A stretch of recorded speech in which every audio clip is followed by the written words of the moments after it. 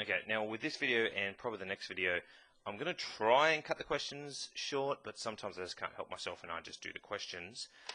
Please only watch these next few videos if you genuinely need help. I actually think I'm doing you a disservice by showing you how to do these harder questions because you're not playing around with them enough. So please don't have that victimization of trying something and failing. I will show you how to do this, but I really kind of discourage you from just watching my videos and replicating it. I really want you to have a go and play and grapple and learn for yourselves how to do these, because they're just more advanced versions of what I've shown you before. This one is just, I looked at this one and I'm not entirely sure how to do it, but I'm just going to have a go at it. Find all the values of which x is this. Okay, so it's asking for the double differentiation and it's looking for greater than 0. Okay, I'm just going to differentiate it and see what we get. F dash x, that's going to be 3x squared, that's going to be minus 2x, that's going to be plus 1, that becomes 1 because there's a 1 out the front, that goes away. F double dash x, it's going to be 6x minus 2. Okay, now if that is greater than 0, I just want you to find that. Okay, so I can write this as if this is greater than 0. So if this is greater than 0, then this must be greater than 0. Okay, I can plus 2 to both sides, divided by 6. And simplify that. Okay, that's my answer. Let's quickly check that bad boy. 2.4. Sorry about this, guys. 2.3, sorry. That is question 12. Yep, that's correct. Okay, cool. They've just written it as x is greater than 1/3, but it's the same thing. Okay, that's not that hard. I thought it was hard. 14. Jesus, I didn't write them out. Okay, f dash x is what we want to find, or f and f x dash dash. If our function is square root of 2 minus x. Now, I am not going to solve this one. I think it's going to do a disservice, but I will set you up what this is, 2 minus x to the power of half. All you have to do is differentiate that twice, okay? And you're using the chain rule, and this is going to be your indice. If you can, you can try and put it back into this notation, but if you can't do that, don't worry about it. You should try and stick to the notation, or sorry, answer the question in the notation that it is set in.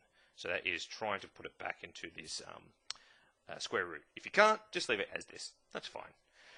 15. Now this is one I did want to show you because this is a quotient rule. So I will do this one. If find the first and second derivative of this. This looks messy. Okay, x plus 5, 3x minus 1. I might have to go 2 pages for this one. Now, where is our quotient rule? Booyah. This bad boy. If we've got something over something, and they both have x in them, then what we're going to have is this. Okay, so I am just going to show you how to set it out. I'm going to make this my u and this my v. Okay, and this is how I set it out, and I just like it, it's nice and clear to me, is I always write underneath u, and I find out what that is, x plus 5, and therefore my u dash is going to be 1. My v is 3x minus 1, therefore my v dash is going to be 3. Cool. Now that I've got that information, I just like plugging it back in to my formula. So my formula is going to be f dash x. And that's going to be, I'm going to stick to what I said before, v times my u dash. So I'm just going to set this out really neat for you guys. 1 times 3x minus 1. Ah, jeez, they should be switched. That's my v, that's my u dash. Sorry. Minus, I'll set this one out, u x plus 5 times, what my times did I buy? My v dash, which is 3. All over v squared. 3x minus 1 squared. Times these, that's going to just be that. That times 3, we can just shove 3 at the front. Do we want to expand? Screw it, let's expand it and see what happens, eh? So this side we're going to be left with 3x minus 1. This is going to be, it's all to the minus. 3 times that's going to be negative 3x. Negative 3x. Oh, it's going to get messy. 3 times that's going to be 15. It's going to give negative 15. Remember that negative corresponds to everything here, not just that first one. All over 3x minus 1 squared. Minus 3x and minus 3x. Jeez. I hope I haven't done this wrong. That's going to give 0x. And then going to have minus 16 on top.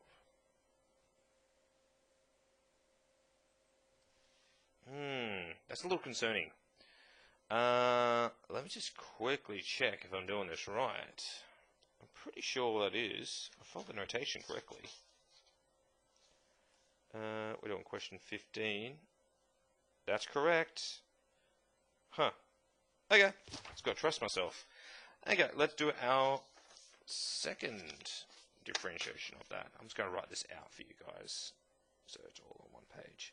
So our first differentiation was minus 16 over 3x minus 1 squared. I shouldn't doubt myself. I did it properly, so that's that.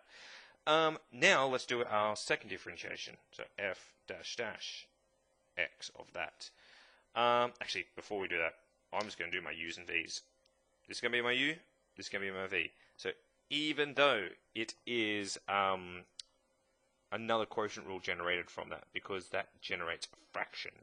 Now what's going to be messy about this one is our v, when we differentiate that, that's going to be chain rule. So we're using two rules here. We're using our quotient rule to figure this out, but this part specifically, when we're going to differentiate this v, that's going to be chain rule stuff. So just letting you know, we can have different layers of rules. This is where it makes setting out your work nice and neat. Helps you not to get confused as much. That was terrible grammar, sorry. So let's do our u. It's going to be minus 16. Okay. On our u dash, it's going to be 0. Huh. Wonder where they're going with this. Okay, our v is 3x minus 1 squared. V dash, with that 2 comes down, and times by the differentiation of the stuff inside, that's going to be 3. 2 times 3 is going to be 6. 3x minus 1. Okay, now follow my rules. Let's do this properly this time, guys. Let's do our v, then times our u dash. So our v times our u dash, well, our u dash is actually 0. So this just goes into bogus land. Okay. Let's just put it anyway, just so people don't get confused. Well, 0 times that is just going to be 0. Minus our u times v dash. Our u times v dash. It's going to be negative 16 times 6. Need a calculator for that one. Negative 16. Oops. Times 6 is negative 96. Whoa, whoa, whoa, whoa, whoa, whoa, whoa, whoa, whoa, whoa. That's negative, and that's a negative, and this is negative here. That should become a plus, I believe.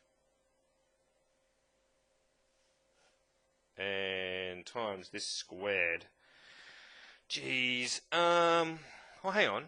If we know our indice rules, if we just square this, that times that, that's just going to multiply. So that just becomes 4.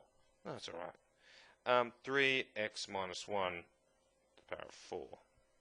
Okay, and I didn't do a 6. Jeez, come on, Lindsay. So therefore, our f(x) dash should be 96 over 3x minus 1. 3x minus 1 to the power of 4. Okay, let's just check that bad boy. Let's see how we went. Sorry, I really should have the answers open. Question 15. Yep, 96 over that. Whoa. They've got a 3 here. Why have they got a 3 there and not a 2? I wonder if I've made a mistake or if that's a mistake. Because v squared, yeah, if we're looking at our answers, this square, if that's v, that squared should just be multiplied 2 times 2. I wonder how they got a 3 there. Okay, guys, I will leave that with you. Figure out my mistake. I'm not entirely sure if the book's wrong or if I'm wrong. Okay, I'll keep moving on.